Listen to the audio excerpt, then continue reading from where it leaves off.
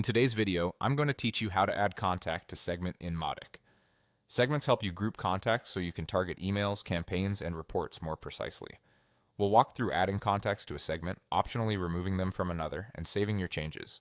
Clean and simple. First, open your browser and go to your Mautic login page. Sign in with your account to reach the dashboard. If you don't see the areas I mentioned, make sure you have the right permissions to manage contacts and segments in your account.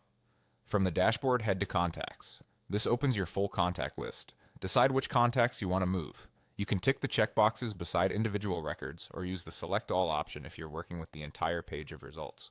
Take a moment to confirm your selection, since any changes you apply will affect only the contacts you've selected. A quick tip, if your list is large, consider using filters first to narrow it down before you select. With your contacts selected, look for the three-dot menu, often called the kebab menu, near the top of the list. Click it to open the Bulk Actions menu. From there, choose Change Segments. This opens a dialog where you'll decide which segments to add to, and if needed, which to remove.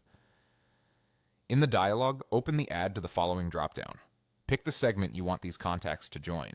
This is the key action that places the selected contacts into the correct group for your campaigns. If you don't see the segment you need, make sure it exists first. Creating new segments is done elsewhere and isn't part of this flow. If you're moving contacts from one segment to another, use the Remove from the following dropdown to select any segment you want them taken out of. This helps you keep your lists clean and avoid sending duplicate or irrelevant messages. It's optional, so skip it if you only need to add. Once you've chosen the segments to add, and if applicable, to remove, click Save.